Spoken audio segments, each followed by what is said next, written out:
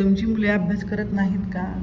तर या 4 गोष्टी तुम्ही त्यांना द्या, म्हणजे ते अभ्यासाला तयार होतील.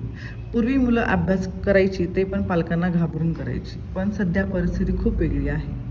त्यात मुलांचं अभ्यासापासून लक्ष विचलित करणाऱ्या गोष्टी म्हणजे मोबाईल, गेम्स, इंटरनेट यांची व्याप्ती खूप वाढली आहे. अशा वेळी करावं काय? असा प्रश्न प्रत्येक पालकाला निर्माण होतो. तर अशा वेळी पालक मुलांना ट्युशन्स लावतात. तर ट्युशन्स न लावता पालकांनी काय करावे ते आपण आजच्या भागात पाहू. तर पहिली गोष्ट म्हणजे मुलांसाठी वेळापत्रक बनवा. अभ्यासामध्ये गोडी लागावी त्यासाठी मुलांसाठी वेळापत्रक बनवणे गरजेचे आहे. तेव्हा मुलांच्या मागे सतत लगादा न लावता, म्हणजे सतत त्याचा अभ्यास कर अशी मागे न लागता त्याला एक ठराविक वेळ निश्चित करून द्या, जेणेकरून मुलगा तुमचा अभ्यास त्याच वेळेत मन लावून करेल. तेव्हा त्याला खेळायला तुम्ही पुरेसा वेळ दिला पाहिजे. त्याच्या खेळाच्या वेळेतच तुम्ही त्याला अभ्यास कर असे सांगू नका.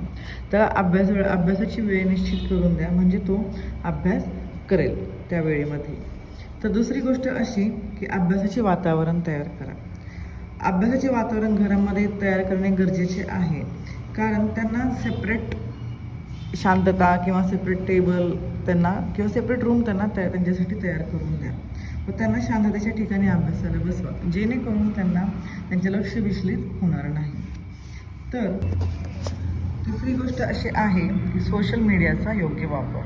विविध विषयातील प्रश्न व सखोल माहितीसाठी त्यांना इंटरनेटचा पुरेपूर वापर करून द्या व तो वापर कशा प्रकारे करायचा ही गोष्ट त्यांना पटवून द्या व त्यांना ते मोबाईल फक्त माहितीसाठी वापरायला द्या. चौथी गोष्ट प्रेरणा.